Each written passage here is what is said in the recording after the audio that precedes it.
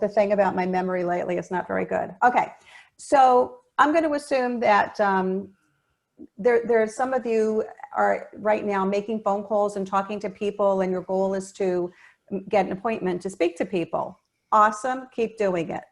Well, sometimes people call me, which is even the most amazing thing, that you don't have to pick up the phone and make the call actually comes to you. So the first thing that I do when somebody calls me and they say, hi, my name is so-and-so, and I got your name and number from blah, blah, blah. Sometimes they say that, sometimes they don't. Sometimes they just say, I got your name and number and I'd like to talk to you about selling my house or buying a house. The first thing I'm going to do is say, wow, thank you so much for calling. And who can I thank for having given my number to you? Because I really want to know, where is this business coming from? It's really important to track where your business is coming from.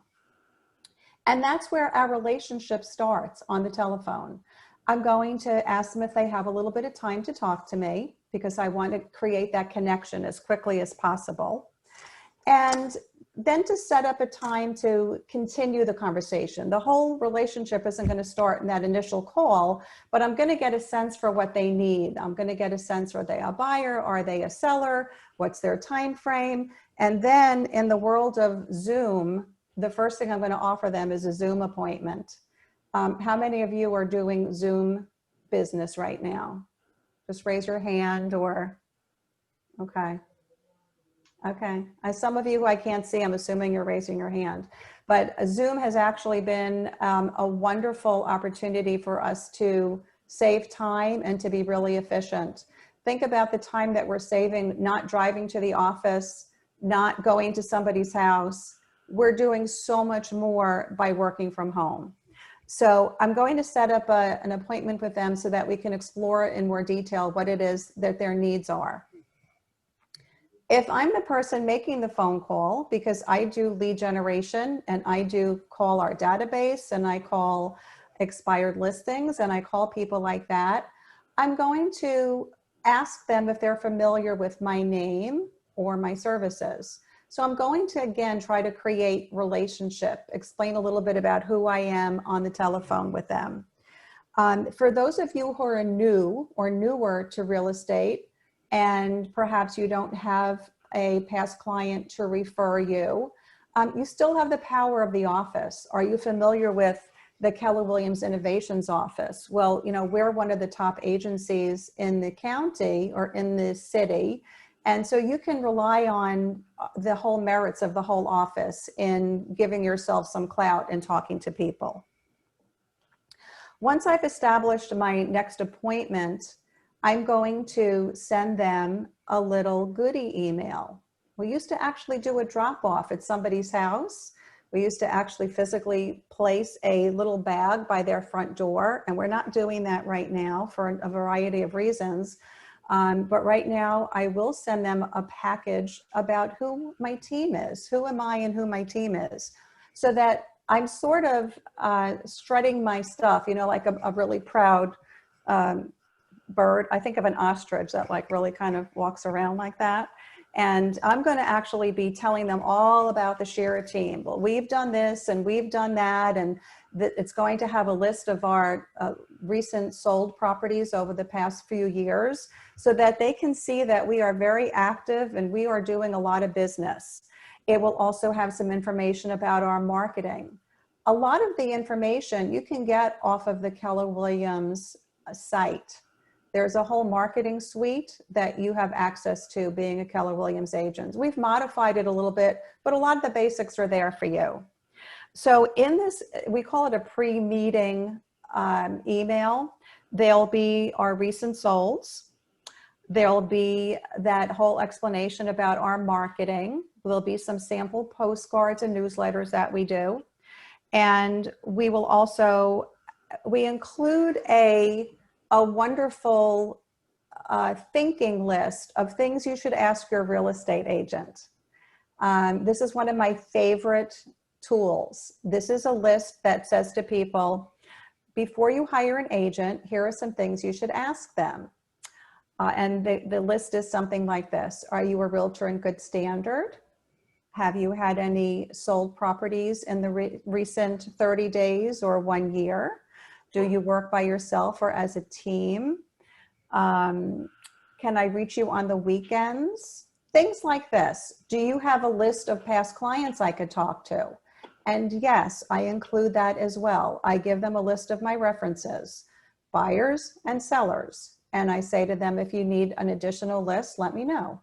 I want people to check me out. I want them to call. If you were the president of a company and you were hiring a really important person for your company, you would check their references, wouldn't you? Yeah. Hi, Laurie. I have a question. Do you get permission from those prior clients to put their information on that list? Yes. Yes, absolutely. And honestly, very few people do get the call, but I do let them know that, you know, just in case somebody contacts you as a reference, is it okay to use you? And they say yes. Once in a blue moon, the prospective seller will call those references, but I'm an open book. I want them to know that I'm very proud and I have nothing to hide. Let me see where I am here. Thank you, Julie. Now I have to get back to my train of thought. We also explain a little bit about the team and what you can expect from each one of us. So it's a preparation. And I say to them in the email, this is just to tell you a little bit about me and my team. When we have the opportunity to meet on our Zoom call, we're going to focus on you and your house, because I really am not going to go over what I sent them. When it comes time for our meeting, I will ask them, did you have any questions about the information that I sent to you? And most of the time they say no. Most of the time they say, wow, it was really comprehensive. It was very impressive, but they usually don't have any questions. But I do believe this will set you apart from most any other realtor who they're going to be talking to, that you are going to be proactive and that you are giving them something to prepare them for who you are as a professional. Right before my meeting with them, now if this was an in-person meeting and I actually had to drive to somebody's house, I have a whole little protocol. You know, when if you see like a singer, what they do before they go out to perform, they drink warm fluids and they're practicing their voice. So I have a mental practice that I do. If I'm in my car, I want complete silence. I don't want my radio on. I don't want a song playing in my ear. I don't want to hear what bad news is being reported by the news station. So I have complete quiet, and I actually have positive affirmations to myself that goes like this. This listing is yours if you want it. You're a great realtor and these people need you. And this way I'm in this mindset of being open and being a terrific professional that I know will show up once I get to that appointment. It's kind of similar with the Zoom meetings where I want to be in a certain mind frame and a mindset. So I do the same thing where I prepare myself mentally. Now, there are other things that you need to do to prepare yourself to show up on that appointment. So you don't know how many other realtors they are interviewing for the job of selling their home. So you want to shine. You want to do everything possible to be the best at who you are. So not only you're going to be in a mental preparation, but you also need to study their community. You may not know too much about them or their house, but you need to know about their community. You need to know what is the real estate market and the temperature of their community. How many homes are selling? How long are they taking to sell? What the average price per square foot is. Look at the pictures and multiple listing. Study and see if there's a particular agent who's dominating that market. You want to be an expert on their community before you get on the phone with them, because I guarantee you they know a lot about their community, and you want to be able to know a lot as well, maybe from a different perspective, but you want to be able to talk to them and they will know that you have done your research. So just don't show up cold turkey. Do some research, okay? If you have any questions, I'm going to recommend put them in the chat box and we'll go over all of them at the end, if that's okay. If there's something that really stands out and you want to shout it out, do what Julie did. That's fine too. Okay, now we're sitting at the appointment. And this is whether you're sitting in person with them or you're sitting on a Zoom call with them. It's important that you have command of the conversation without being a control person. And I'm going to explain that a little bit. You want to be taking charge in a very kind and professional way so that people feel that there's a confidence about you and that you will understand and will be able to truly take care of what is probably one of their most valuable assets, their home. And the way to accomplish that is not by talking and talking and talking. It's by asking a lot of questions. So my appointments start with chatting a little bit about who they are, a little bit about their background, if they're working, if they're retired. If they're retired, what did they do? Where have they lived? How long have they been in their home? What hobbies they have? And then we'll get to what's prompting you to make a move right now. If they have an interest in selling their home, what's going on in their lives? It could be something fun and exciting, or it could be something that's not fun and that's not a pleasant conversation. So gauge your emotional receipt of that information. So if they're having financial problems or health issues, you want to show up as somebody who has compassion. If they just won the lottery and they're going to buy that multi-million-dollar house, well, that requires excitement and that's great. So sort of mirror what's going on in their life with your emotional participation in the conversation.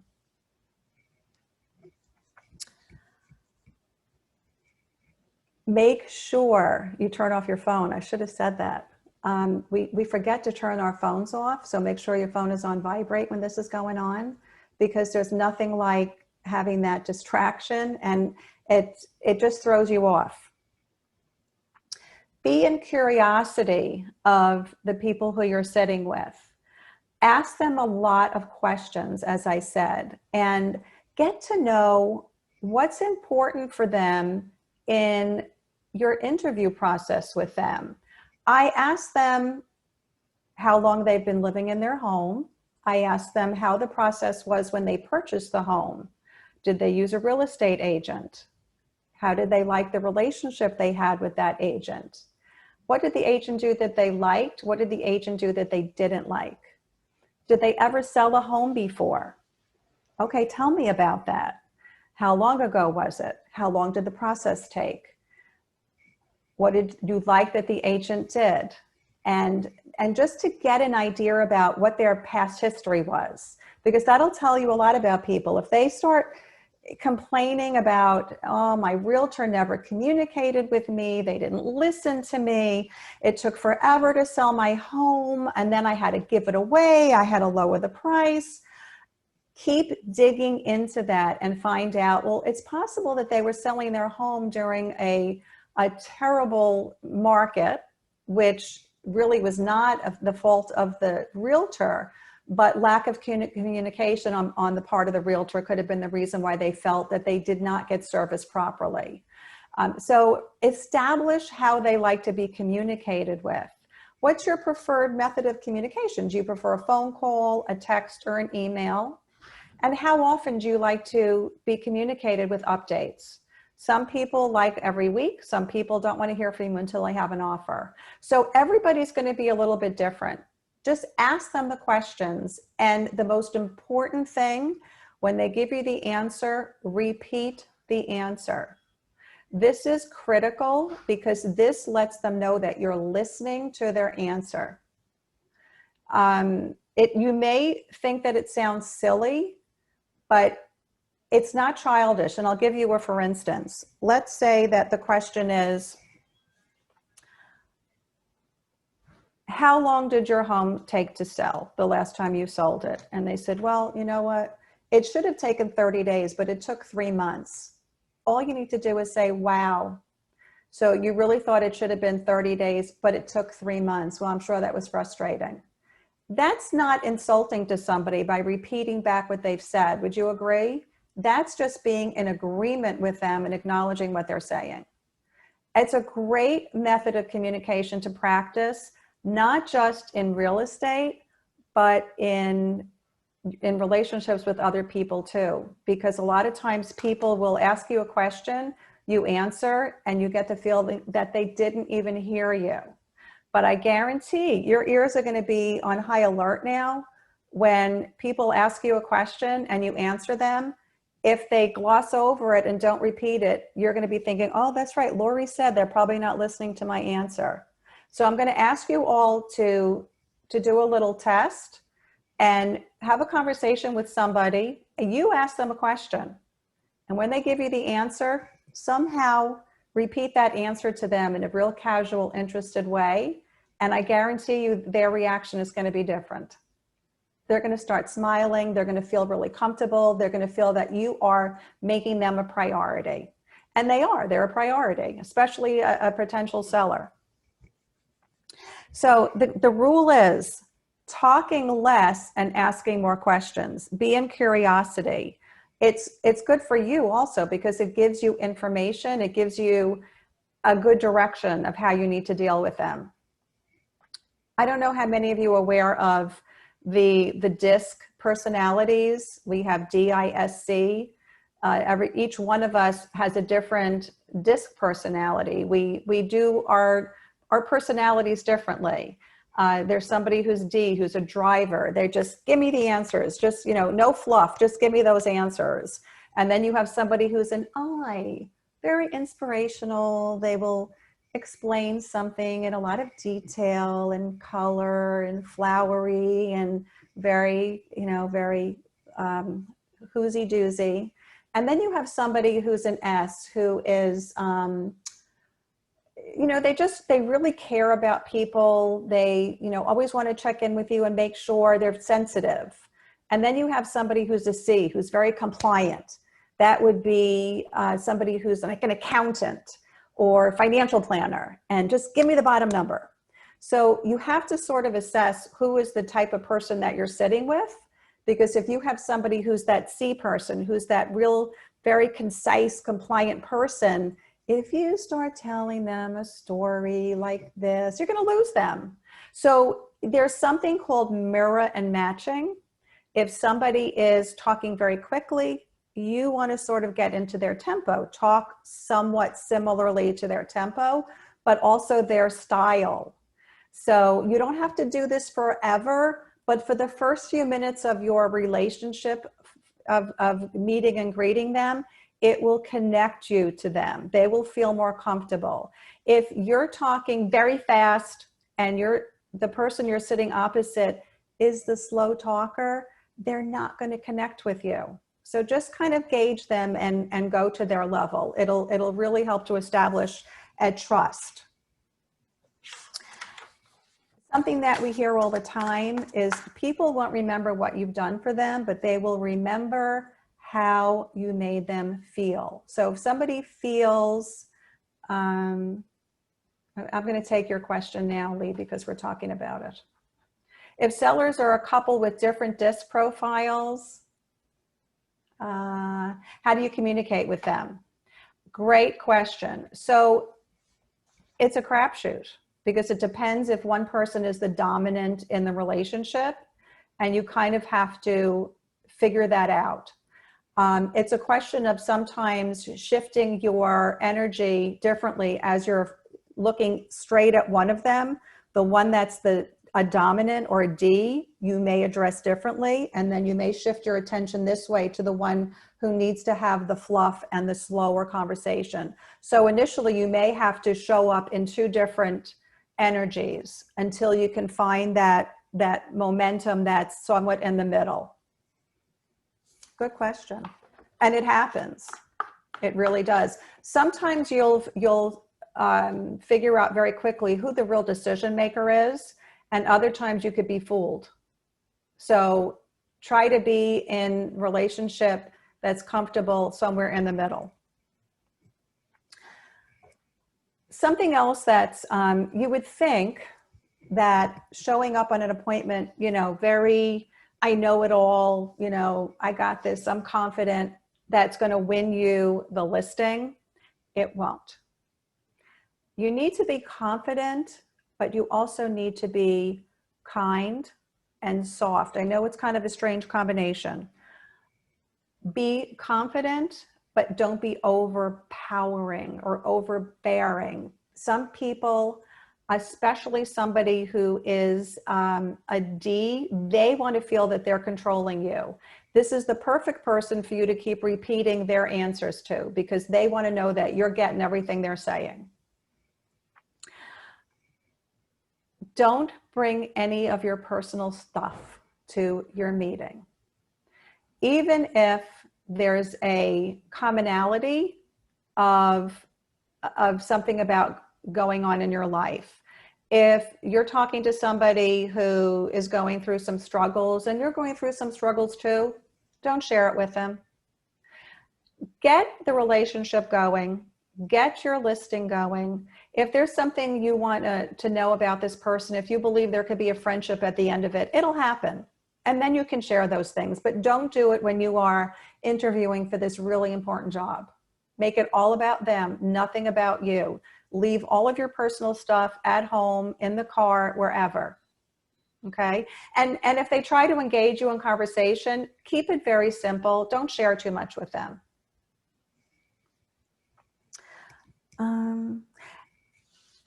As you're talking about their past experience of going through a real estate transaction, here's where you can then say to them, what would you expect of the realtor who you choose? What are your expectations? How do I win with you? What is it that would make this a perfect 10 real estate transaction? Tell me about it. And keep digging deeper. Keep asking, what else? Okay, great. What else would make it a 10? And what else would make it a 10? Please give me 3 things that would make this the most amazing experience you could ever imagine. You don't have to agree or disagree with what they're asking of you. You're just asking what, in their wish world, what do they want? That's all that is. You're not telling them you can accomplish it. Many things you probably can accomplish, but find out for them what's realistic and what's not realistic. Important, the purpose of your appointment with them is to solidify a relationship. It's to set yourself up as somebody who's present and aware and caring. And it's also to educate them. When it comes time, and I don't always get into how much I would price a house unless they're agreeing to work with me. A lot of times I'll say, you know, if you're ready today, we'll talk about price. If you're ready to sign with me today, let's decide on a price that will get your home to sell.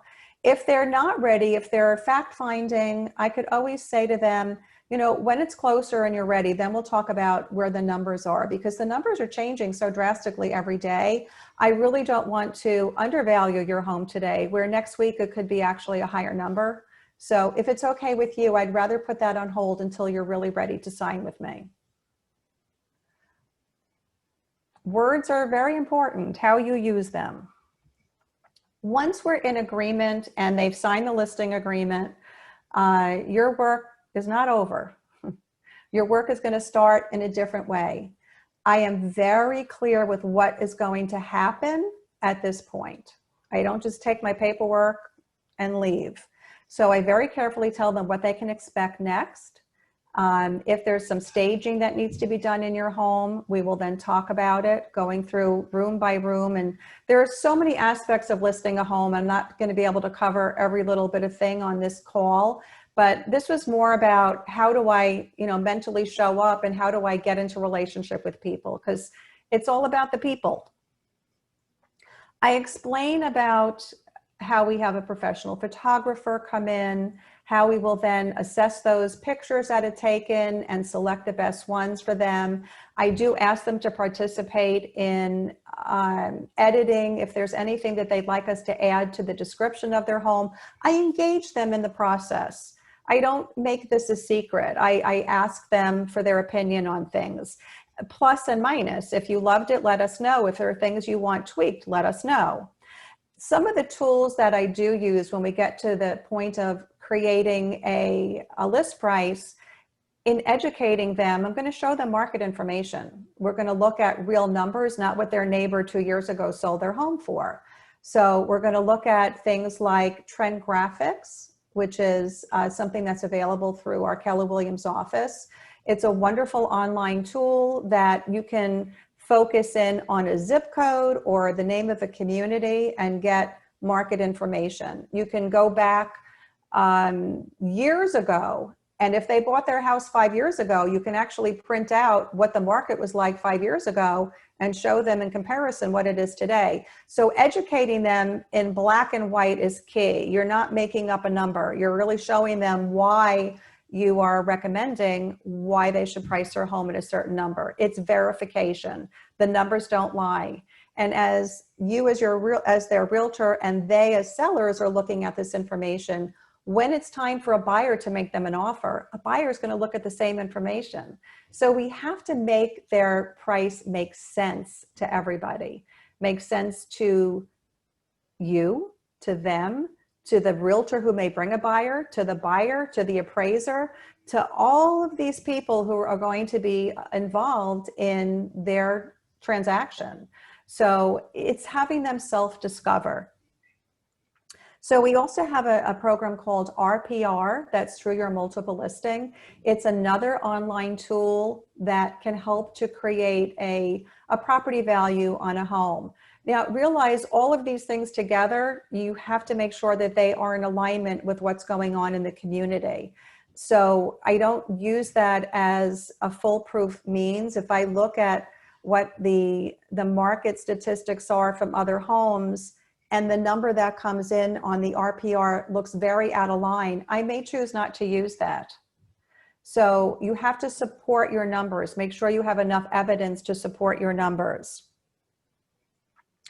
And this is a service that we continue with on a monthly basis for each month that a listing is not sold yet. We will keep updating our sellers with the same market information so that they can see any new changes in the market. Have there been new listings that have come on the market?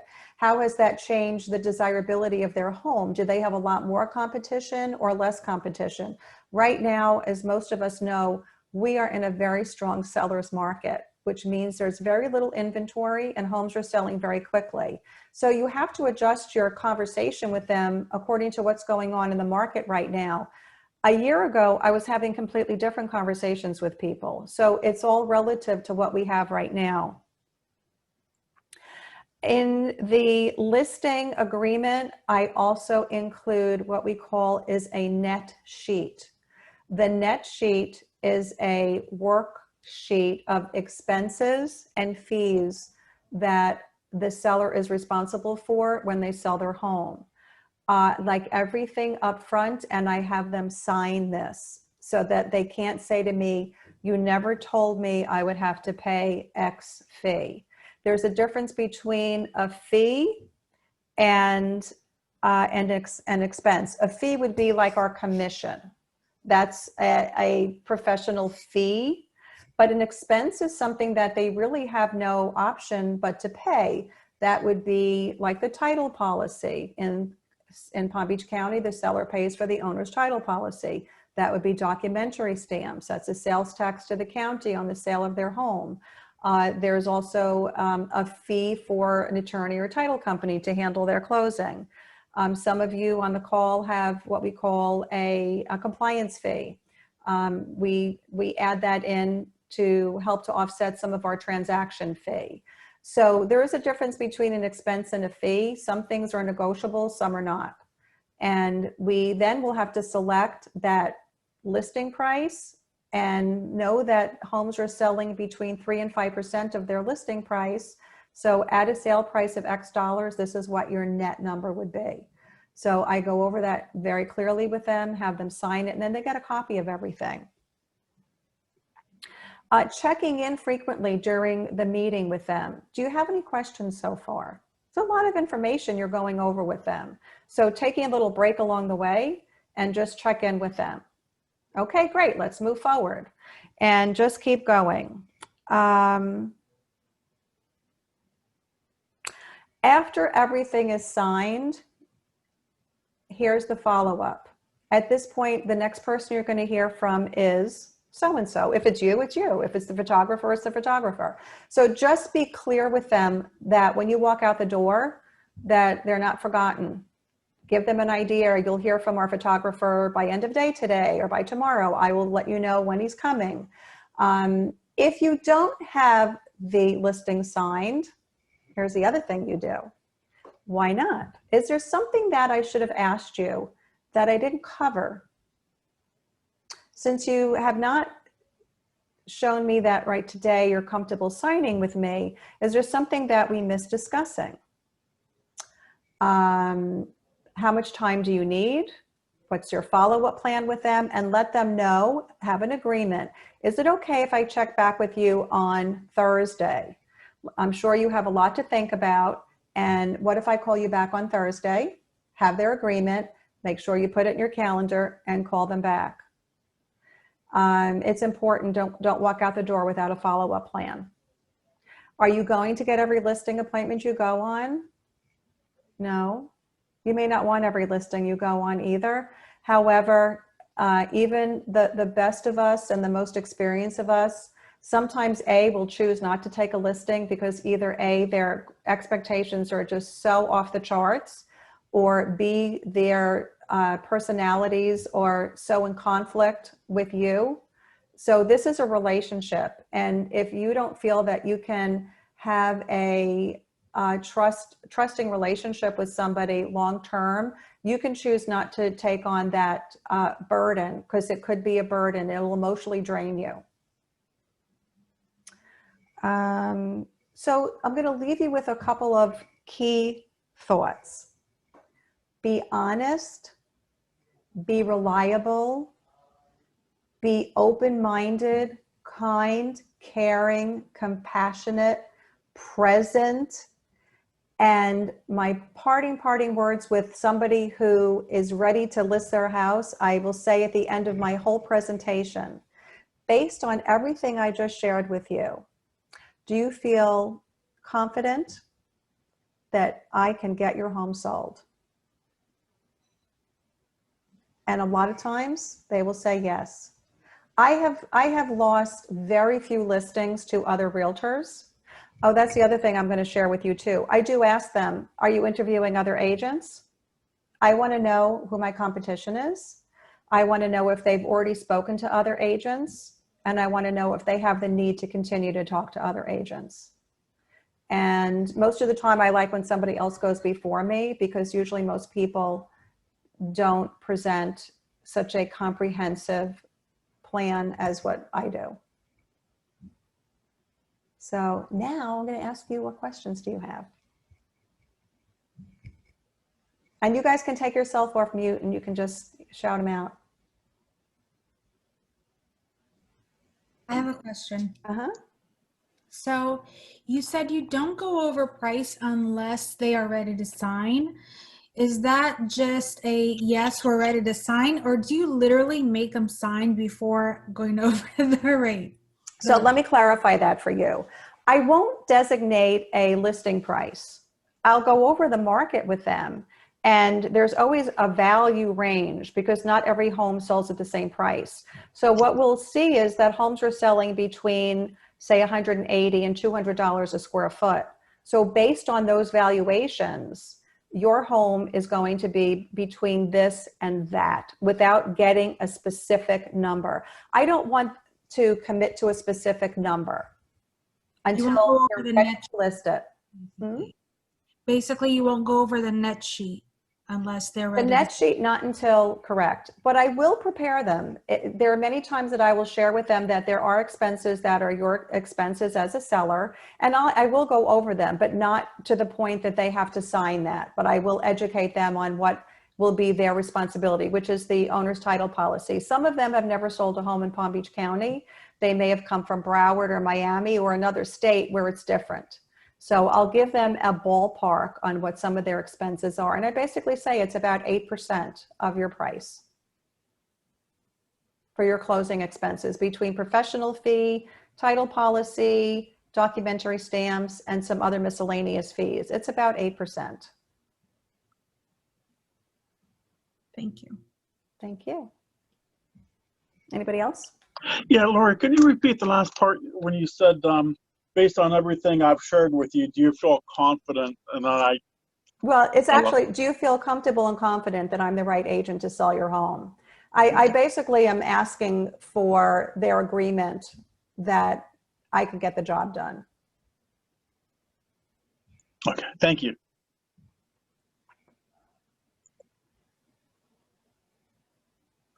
Does anyone else have any questions for Laurie? So did anybody learn something today? Anybody feel more comfortable and confident going out and talking to a seller? I hope so. I would hope that answer would Absolutely. I hope so. Definitely. awesome. So it's preparing. It's preparing mentally, and it's preparing with your education, because you have so much potential to bring to somebody. You can provide an amazing service. You have to believe in yourself, and you have to be prepared.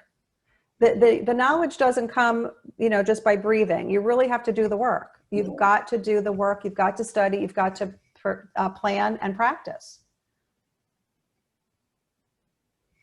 A lot of good pointers. Good. Good. Well, I'm sorry for the technology issues in the beginning, but I'm glad some of you stayed on, and hope you got something from it. Thank you so much. I wish you all well. Thank you for your time today, and have an awesome week. Thank you very much. Thanks, guys. Connection issue. Yes. Thank you so much for hosting today. That was awesome. I really appreciate it. Thank You're you, awesome guys. as always. You're awesome as always. Thank you. Thanks. Bye. Bye. Thank you.